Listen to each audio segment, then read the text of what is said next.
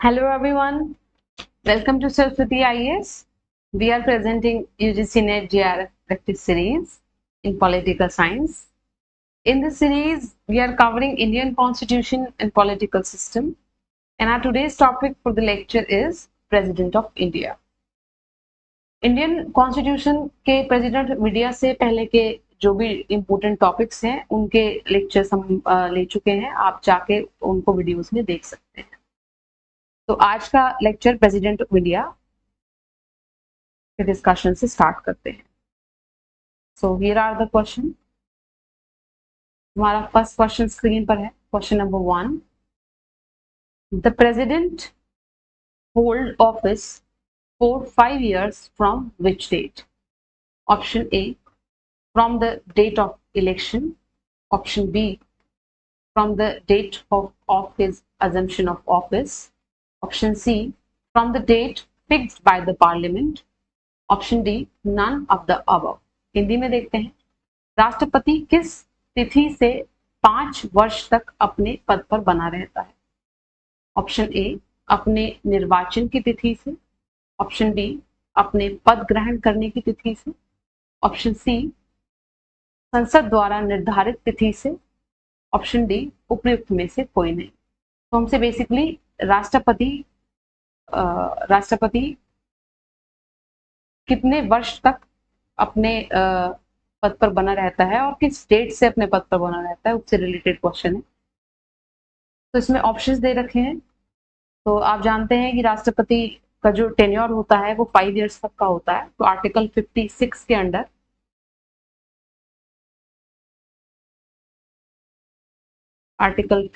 के अंडर ऐसा लिखा गया है कि जो राष्ट्रपति का कार्यकाल होगा वो 5 वर्ष तक का होगा। वही बात करें 5 वर्ष कब से लेके कब तक गिने जाएंगे, वही हमारा क्वेश्चन है कि जो 5 वर्ष है ये कब से लेके कब तक गिने जाएंगे। तो आर्टिकल 56 की क्लॉज 1 गा में ये कहा गया है कि राष्ट्रपति अपने पद ग्रहण करने की तिथि से, यानी जिस तारीख को वो अपना पद ग्रहण करता है तब से लेके 5 वर्ष तक अपने पद पर बना रहेगा। तो हमारा ऑप्शन डी सही हो जाएगा।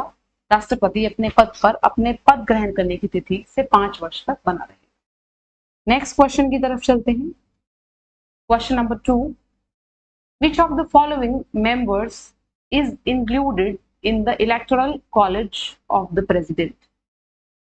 1, all members of Lok Sabha. 2, all members of Rajya Sabha.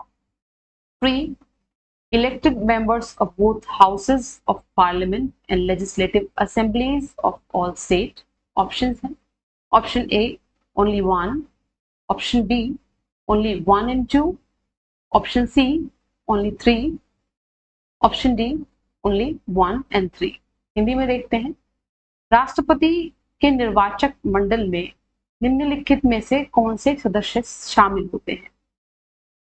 1, Lok Sabha के सभी सदस्य। 2, राज्यसभा के सभी सदस्य। 3, संसद के दोनों सदनों एवं सभी राज्यों की विधानसभाओं के निर्वाचित सदस्य। विकल्प है ऑप्शन ए केवल 1, ऑप्शन बी केवल 1 और 2, ऑप्शन सी केवल 3, ऑप्शन डी केवल 1 और 3। इस क्वेश्चन को समझने से पहले हम जो प्रेसिडेंट है उनका पूरा इलेक्शन का प्रोसेस और इलेक्शन रिलेटेड सारी इंफॉर्मेशन समझ लेते हैं। जब हम बात करते हैं प्रेसिडेंट इलेक्शन की, व्हाट प्रेसिडेंट्स इलेक्शन, तो बेसिकली आर्टिकल 54, 55, 56 मेनली ये 3 आर्टिकल्स प्रेसिडेंट के इलेक्शन से रिलेटेड है। तो इसको हम कुछ इस तरीके से समझने की कोशिश करेंगे।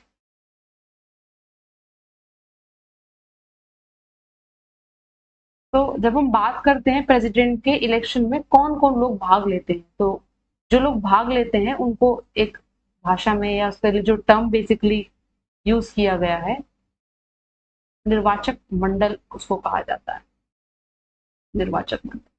तो बेसिकली इसमें ये लोग भाग लेते हैं।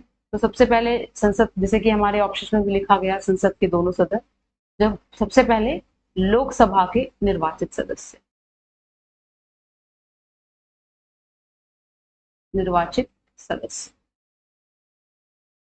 ध्यान दीजिएगा, केवल निर्वाचित सदस्य। राज्यसभा के निर्वाचित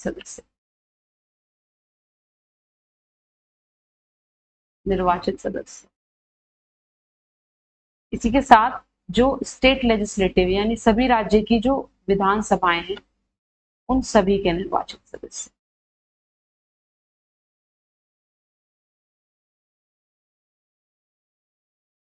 राज्यों के अलावा दो ऐसे यूनियन टेरिटरीज भी हैं जिनके विधानसभा के सदस्य प्रेसिडेंट के इलेक्शन में भाग लेते हैं, तो वो है दिल्ली एंड पुदुचेरी। तो दिल्ली और पुदुचेरी 1995 के इलेक्शन से के बाद जो इलेक्शन हुए 1995 के इलेक्शन से प्रेसिडेंट के इलेक्शन में भाग लेते हैं। तो इससे रिलेटेड एक अमेंडमेंट संविधान में किया गया था, 70वां संविधान संशोधन, जो कि 1992 में किया गया था। इसके बाद से जितने भी इलेक्शन हुए हैं उसमें दिल्ली और पुदुचेरी यानी अब फिलहाल की स्थिति में भी ये दोनों यूनियन टेरिटरीज प्रेसिडेंट के इलेक्शन में भाग लेती हैं। तो यहाँ पे ध्यान दीजिएगा, लोकसभा, राज्यसभा और स्टेट लेजिस्लेटिव के केवल निर्वाचित सदस्य, इन सभी में जो मनोनीत सदस्य होते हैं वो भाग नहीं लेते हैं। मनोनीत सदस्य भाग नहीं लेते हैं क्योंकि मनोनीत सदस्य को खुद प्रेसिडेंट मनोनीत करते हैं। तो ये लॉजिकली भी आप समझ सकते हैं कि मनोनीत सदस्य भाग नहीं लेते हैं। वही हम बात करें कि निर्वाचक मंडल से संबंधित आर्टिकल कौन सा है या किस आर्टिकल के अंदर निर्वाचक मंडल का प्रावधान किया गया है, तो आर्टिकल 54 के अंदर। इसके बाद बात करते हैं प्रक्रिया की, यानी किस प्रक्रिया के अनुसार राष्ट्रपति का इलेक्शन किया जाता है। आर्टिकल 55 के अंदर राष्ट्रपति के जो निर्वाचन है उससे संबंधित प्रक्रिया के बारे में बताया गया है। तो इनको हम इन टर्म्स में समझ सकते हैं। तो जो प्रणाली है, अनुपातिक प्रणाली, अनुपातिक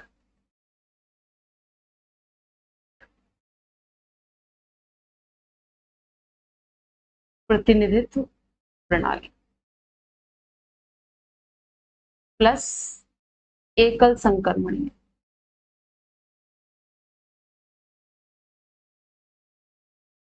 एकल संक्रमणीय प्रणाली और साथ ही साथ गुप्त मतदान।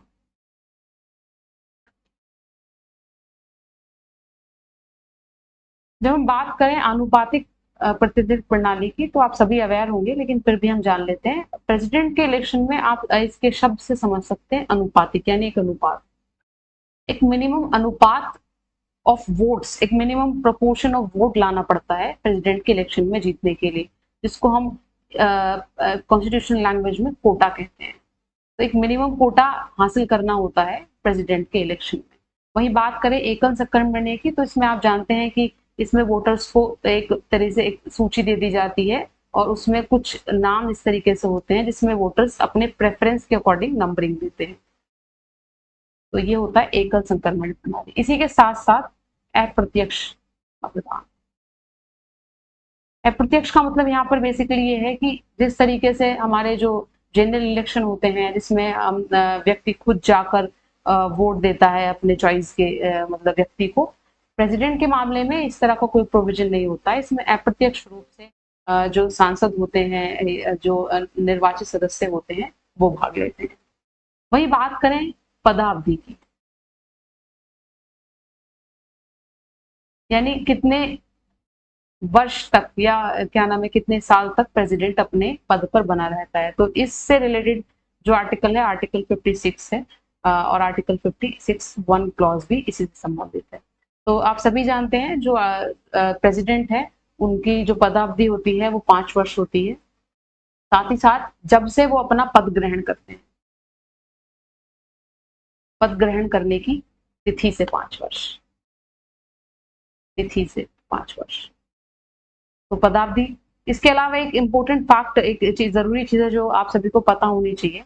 अगर प्रेसिडेंट से इलेक्शन से रिलेटेड कोई भी मामला उठता है, कोई भी केस होता है, कोई भी इशू होता है या प्रेसिडेंट का इलेक्शन इलीगल घोषित कर दिया जाता है, तो इन सबसे रिलेटेड जो मामले होंगे वो केवल और केवल सुप्रीम कोर्ट में सुने जाएंगे, सुप्रीम कोर्ट में सुने जाएंगे। इसके अलावा किसी और कोर्ट में प्रेसिडेंट के इलेक्शन से रिलेटेड मामलों को नहीं सुना जाता है। ये प्रोविजन आर्टिकल 61 के अंदर किया गया, सॉरी 71 के अंदर किया गया। तो ये सारी जानकारी थी ये प्रेसिडेंट के इलेक्शन से रिलेटेड। अब क्वेश्चन की तरफ चलते हैं। तो क्वेश्चन में पूछा जा रहा है कि निर्वाचक मंडल में निम्नलिखित में से कौन से सदस्य भाग लेते हैं। तो अभी हमने डिस्कस किया है कि जो दोनों सदन है यानी लोकसभा और राज्यसभा, और उसी के साथ साथ सभी राज्य की स्टेट लेजिस्लेटिव यानी all state legislative plus 2 UTs Delhi plus Puducherry. एक बात ध्यान रखने वाली है, मैं फिर से इसको हाईलाइट कर देती हूँ, इन सभी के केवल निर्वाचित सदस्य ही प्रेसिडेंट के इलेक्शन में भाग लेते हैं। तो हमारा स्टेटमेंट नंबर 3 ठीक हो जाएगा। ऑप्शन देख लेते हैं, केवल 3, ओनली सी ऑप्शन हमारा ठीक हो जाएगा। नेक्स्ट क्वेश्चन की तरफ चलते हैं। Question number 3, which of the following vetoes does the president of India have? 1 pocket veto, 2 suspension veto, 3 absolute veto, 4 specialized veto। Options हैं, option A only 1 and 2, option B only 1, 2 and 3, option C only 1 and 3, option D all of the above। Hindi में देखते हैं, भारत के राष्ट्रपति के पास निम्नलिखित में से कौन सी वीटो है? 1 पॉकेट वीटो, 2 निलंबनकारी वीटो, 3 अत्यांतिक वीटो, 4 विशेषित वीटो। विकल्प हैं ऑप्शन ए केवल 1 और 2, ऑप्शन बी केवल 1, 2 और 3, ऑप्शन सी केवल 1 और 3, ऑप्शन डी उपयुक्त सभी। तो क्वेश्चन में हमसे पूछा जा रहा है जो भारत के राष्ट्रपति हैं उनके पास कौन सी वीटो होती हैं। तो उसको समझने से पहले वीटो को समझना जरूरी है। वीटो बेसिकली होता क्या है। अगर हम बात करें इंडियन कॉन्स्टिट्यूशन के रेफरेंस में, तो इंडियन कॉन्स्टिट्यूशन में कहीं पर भी रिटन फॉर्म में वीटो से रिलेटेड प्रोविजंस नहीं दिए गए। वहीं वीटो एक लैटिन टर्म है, लैटिन टर्म है जिसका बेसिकली मतलब होता है आई फॉरवर्ड। इस टर्म को पढ़कर भी आप वीटो शब्द के मतलब या इसके पूरे प्रोसीजर को समझ सकते हैं।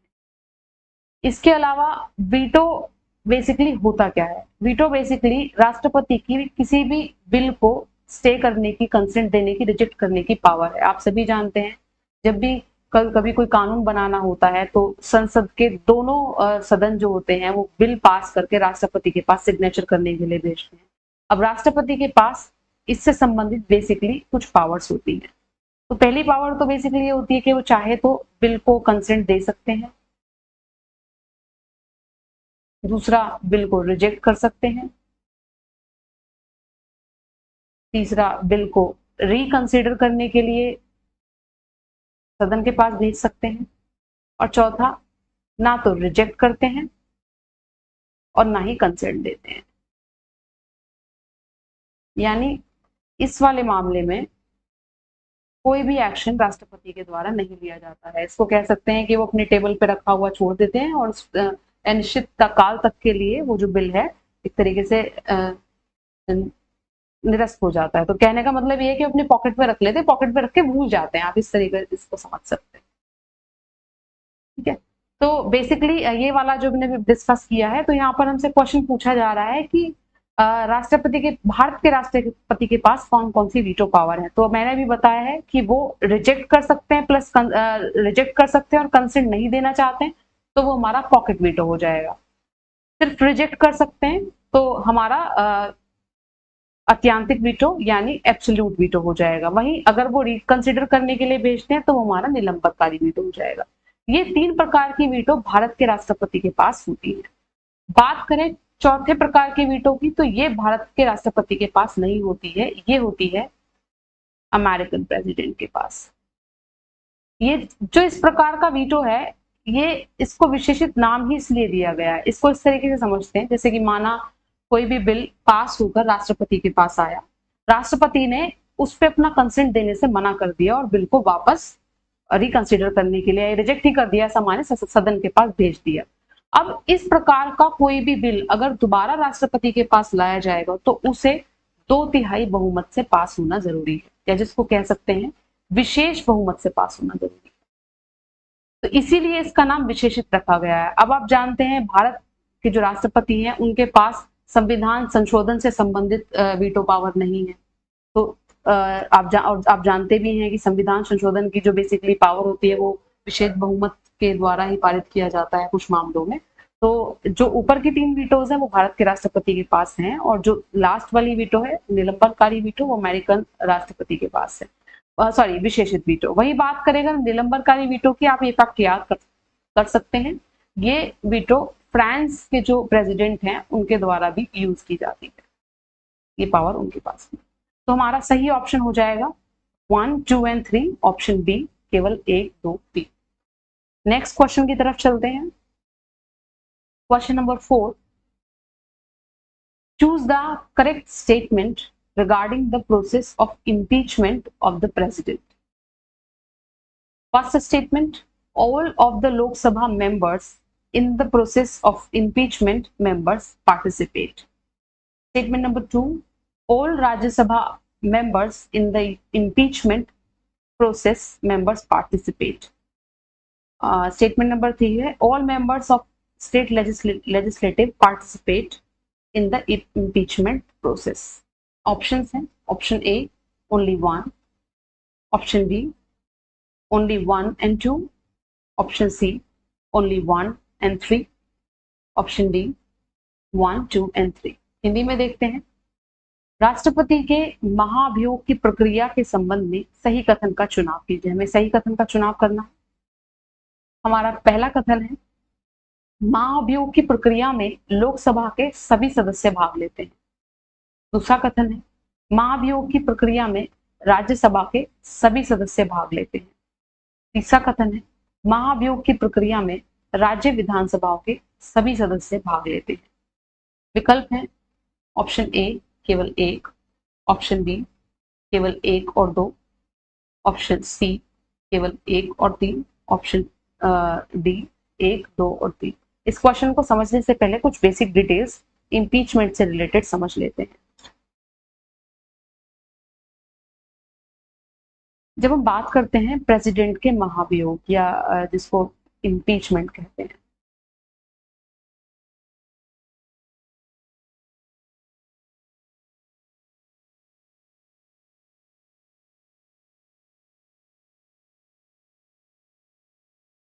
महाभियोग बेसिकली इसको समझे तो ये बेसिकली राष्ट्रपति को अपने पद से हटाने की प्रक्रिया होती है ना, जिसका जो प्रोविजन किया गया है वो आर्टिकल 61 के अंदर किया गया है। आर्टिकल 61 के अंदर राष्ट्रपति को किस प्रक्रिया से हटाया जाएगा उससे संबंधित जिक्र दिया गया है। अगर हम बात करें कि प्रेसिडेंट को हटाने के आधार क्या होते हैं, आधार, किस आधार पर प्रेसिडेंट को हटाया जाए, तो आधार होता है संविधान का उल्लंघन या संविधान का अतिक्रमण।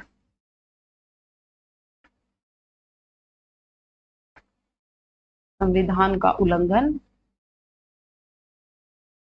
अथवा अतिक्रमण।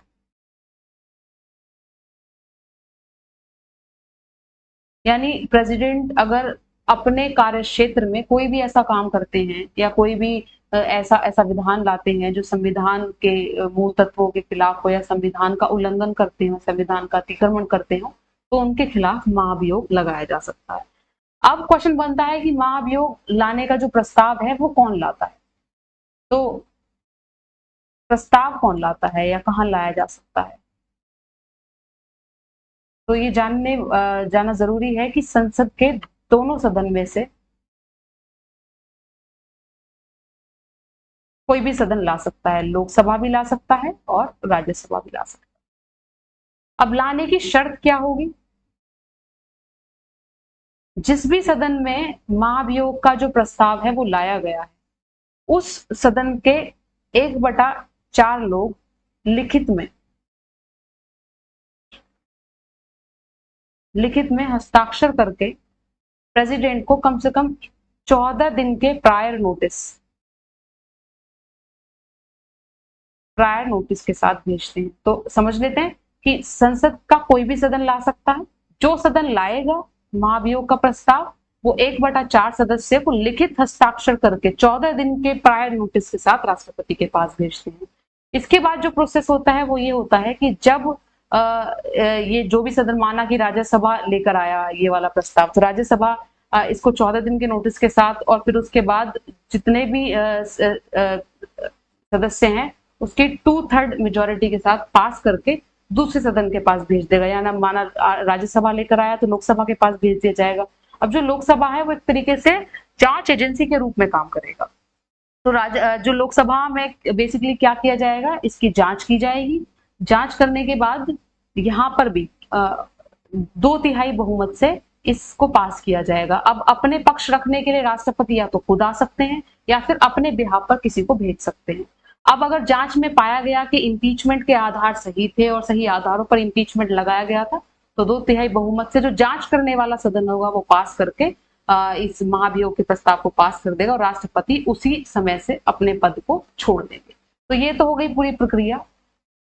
इसके अलावा इसमें भाग कौन कौन लेते हैं, जैसा कि हम पहले बात कर रहे थे कि राष्ट्रपति के जो इलेक्शन है उसमें लोकसभा और राज्यसभा के निर्वाचित सदस्य भाग लेते हैं और राज्य विधानसभाओं के सदस्य भाग लेते हैं। लेकिन यहाँ पर समझने वाली बात है कि राज्यसभा के मनोनीत सदस्य भी इसमें भाग लेते हैं। राज्यसभा प्लस लोकसभा सभा के निर्वाचित प्लस मनोनीत, यानी सभी सदस्य भाग लेते हैं। साथ ही साथ हमने बात की थी कि जो राज्य विधानसभाएं इसके इलेक्शन में भाग लेती हैं, लेकिन जब बात करते हैं हम प्रेसिडेंट के इम्पीचमेंट की, तो ये प्रेसिडेंट के इम्पीचमेंट में भाग नहीं लेती। इसी के साथ जो यूटीज की हम बात कर रहे थे, यूटीज यानी दिल्ली और पुदुचेरी, ये भी प्रेसिडेंट के इम्पीचमेंट में भाग नहीं लेती। तो ये था पूरा प्रोसेस प्रेसिडेंट के इम्पीचमेंट से रिलेटेड। एक जरूरी जानकारी आपको पता होनी चाहिए, भारत के संविधान में महाभियोग जो शब्द है वो केवल और केवल राष्ट्रपति के संदर्भ में प्रयोग किया गया है। केवल राष्ट्रपति को हटाने की प्रक्रिया को ही हम महाभियोग कह सकते हैं। वहीं अगर हम बात करें अमेरिका की, तो अमेरिका में राष्ट्रपति के साथ साथ राष्ट्रपति के लिए प्रयोग किया गया। लेकिन अगर हम अमेरिका की बात करें तो वहां पर जनरल ऑफिसर्स को हटाने के लिए भी महाभियोग शब्द का प्रयोग किया जाता है। तो ये जानकारी आप याद रख सकते हैं। क्वेश्चन की तरफ चलते हैं। तो क्वेश्चन में पूछा जा रहा है सही कथन का चुनाव कीजिए, प्रक्रिया में कौन कौन भाग लेते हैं। तो अभी हमने बताया था कि लोकसभा के सभी सदस्य निर्वाचित प्लस मनोनीत, राज्यसभा के सभी सदस्य निर्वाचित प्लस मनोनीत, और विधानसभा का कोई भी सदस्य भाग नहीं लेता है। तो हमारा स्टेटमेंट 1 और 2 ठीक हो जाएगा। तो हमारा ऑप्शन बी 1 और 2 ठीक हो जाएगा। नेक्स्ट क्वेश्चन की तरफ चलते हैं। क्वेश्चन नंबर 5 है, in which case did the president of India exercise his pocket veto power? Option A dowry prohibition bill, option B PEPSU appropriation bill, option C banking service bill, option D Indian post office amendment bill. Hindi में देखते हैं, भारत के राष्ट्रपति ने किस मामले में अपने पॉकेट वीटो शक्ति का प्रयोग किया था? ऑप्शन ए दहेज प्रतिषेध विधेयक, ऑप्शन बी पेप्सू विनियोग विधेयक, ऑप्शन सी बैंकिंग सेवा विधेयक, ऑप्शन डी भारत डाकघर संशोधन विधेयक। तो इसका सही ऑप्शन हो जाएगा ऑप्शन डी भारत डाक संशोधन अधिनियम। इस वक्त प्रेसिडेंट ज्ञानी जेल सिंह, ऑनरेबल ज्ञानी जेल सिंह जी ने पॉकेट वीटो का सबसे पहले प्रयोग किया था 1986। तो सबसे पहले किसने प्रयोग किया था? ज्ञानी जेल सिंह ने। और इस मामले में भारत डाकघर संशोधन विधेयक के मामले में सबसे पहले पॉकेट वीटो का प्रयोग किया गया था। ऑप्शन डी सही है, भारत डाक सेवा संशोधन विधेयक। नेक्स्ट क्वेश्चन की तरफ चलते हैं। Question number 6, with reference to the power of president to promulgate ordinances, select the false statement from the following statement. We have to tell the false statement.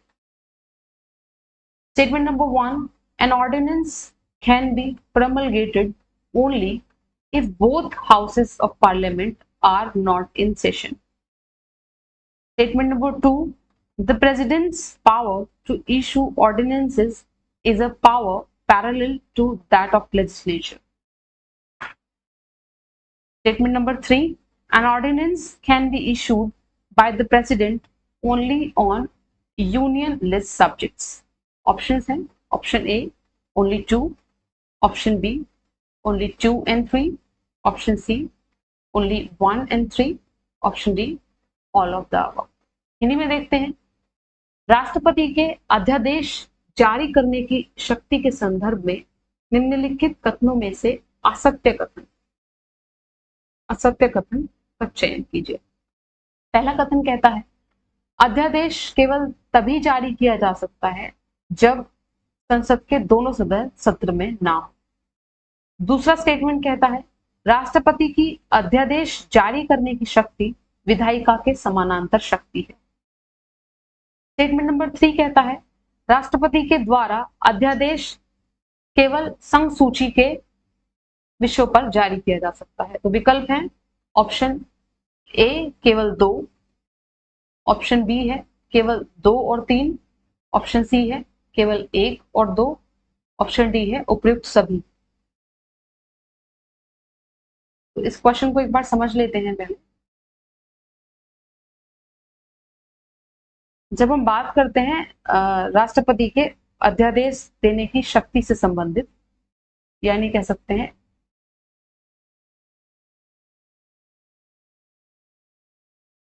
Ordinance power of president, तो ये article 123, इसको 1 to 3 से भी आप याद कर सकते हैं। आर्टिकल 123 में प्रोविजन दिया गया है प्रेसिडेंट की ऑर्डिनेंस जारी करने की पावर से संबंधित। अब हम बात करें कि ऑर्डिनेंस किन किन स्थितियों में जारी किया जा सकता है, तो बेसिकली इसमें 2 स्थितियां आती हैं। पहली स्थिति यह है कि संसद का कोई एक सदन सत्र में ना हो।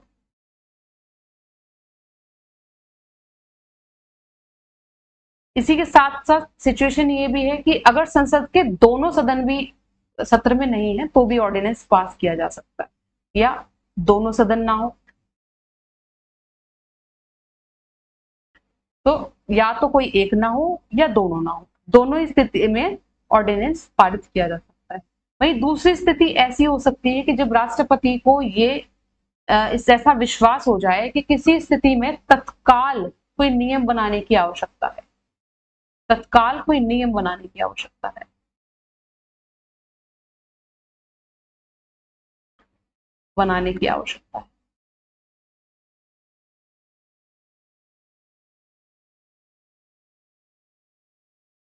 ऐसी स्थिति में भी ऑर्डिनेंस पारित किया जा सकता है। तो ये 2 स्थिति हैं जब ऑर्डिनेंस बनाया जा सकता है। तो क्वेश्चन की तरफ चलते हैं।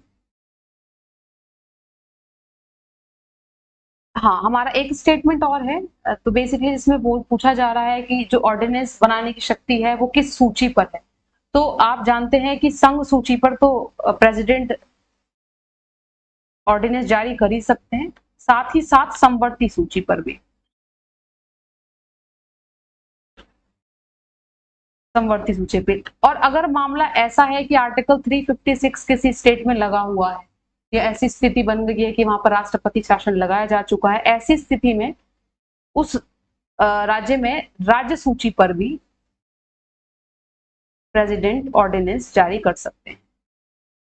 तो संघ सूची पर, समवर्ती सूची पर और राज्य सूची पर। इसके अलावा जो ऑर्डिनेंसेस हैं वो केवल उन मामलों पर या उन विषयों पर जारी किए जा सकते हैं जो सामान्य बहुमत से बनाए जा सके, यानी केवल ऐसे विषयों पर प्रेसिडेंट ऑर्डिनेंस जारी कर सकते हैं जिन विषयों पर नियम केवल सामान्य बहुमत से बनाए जाते हैं। अगर किसी नियम को बनाने के लिए विशेष बहुमत की आवश्यकता होती है, ऐसे विषयों से संबंधित किसी भी प्रकार का ऑर्डिनेंस राष्ट्रपति नहीं निकाल सकते। तो ये है ऑर्डिनेंस से रिलेटेड पावर। क्वेश्चन की तरफ चलते हैं। तो क्वेश्चन में पूछा जा रहा है कि अध्यादेश केवल तभी जारी किया जा सकता है जब सदन के दोनों सदन सत्र में ना हो। राष्ट्रपति, तो ये स्टेटमेंट गलत हो जाएगा। इसमें कहा जा रहा है केवल, हमने क्या बात की थी कि या तो दोनों ना हो या कोई एक ना हो, तो हमारा पहला स्टेटमेंट गलत हो जाएगा।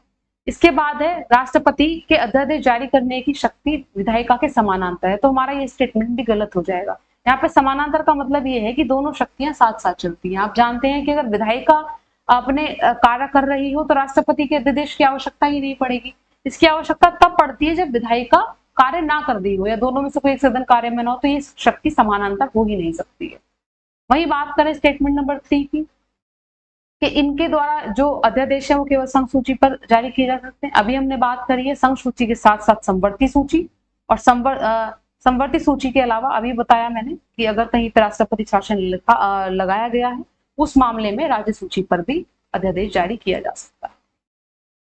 तो हमारा ओनली 3 स्टेटमेंट ठीक हो जाएगा। तो हमारा तो हमसे पूछा जा रहा है असत्य कथन कौन सा है, तो हमारा पहला और दूसरा स्टेटमेंट गलत है, तो सही कथन हो जाए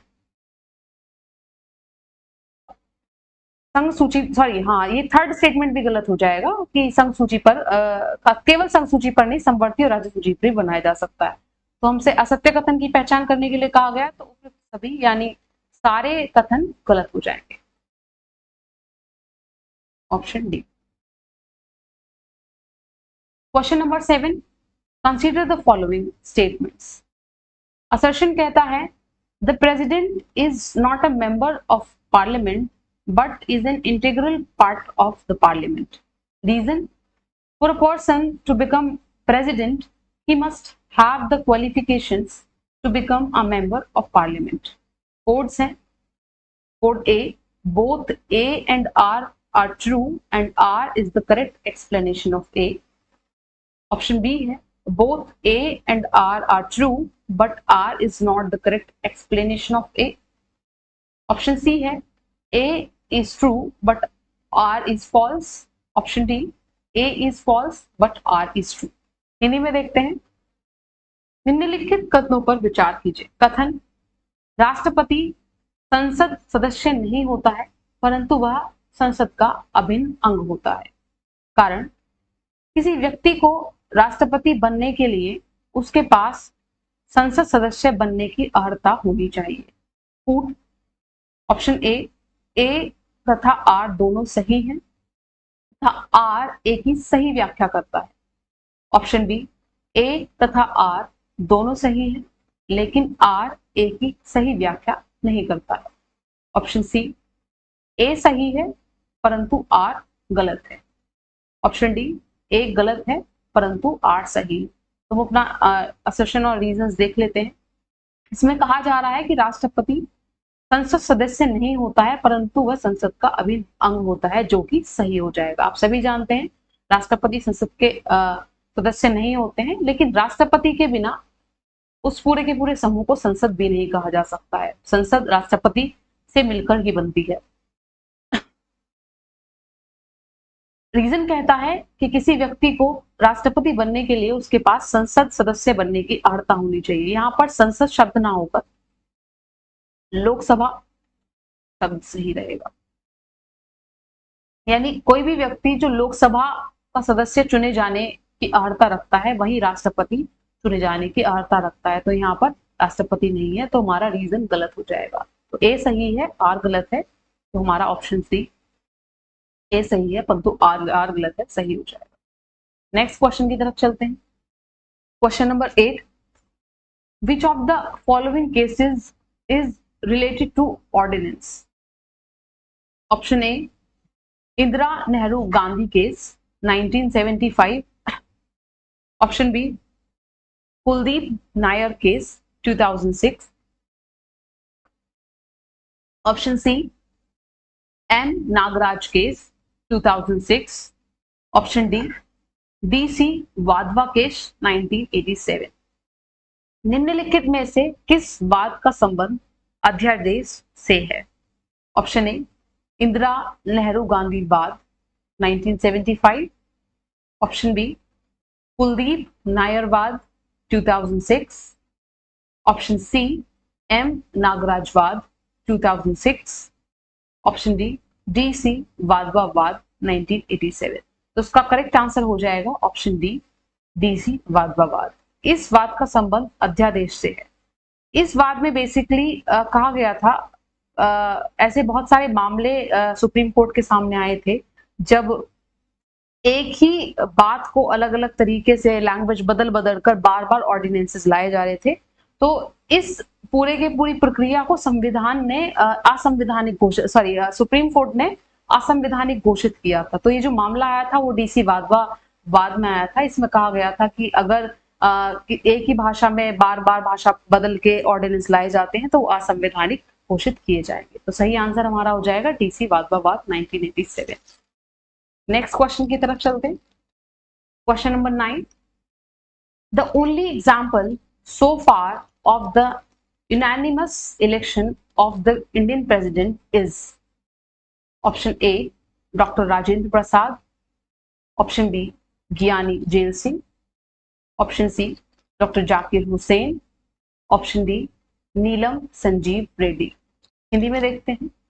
भारतीय राष्ट्रपति के सर्वसम्मति से चुने जाने का अभी तक एकमात्र उदाहरण है।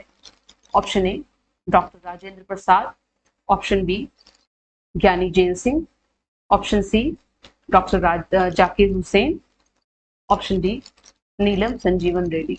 उसका सही ऑप्शन हो जाएगा ऑप्शन डी नीलम संजीवन रेड्डी। 1997 में इनके इलेक्शन हुए थे। इनके अपोजिशन में कोई भी नहीं था, तो एक निर्विरोध चुने जाने वाले एकमात्र राष्ट्रपति हैं। तो सही ऑप्शन है Neelam Sanjiva Reddy, option D. So this is the last and the 10th question of today's series.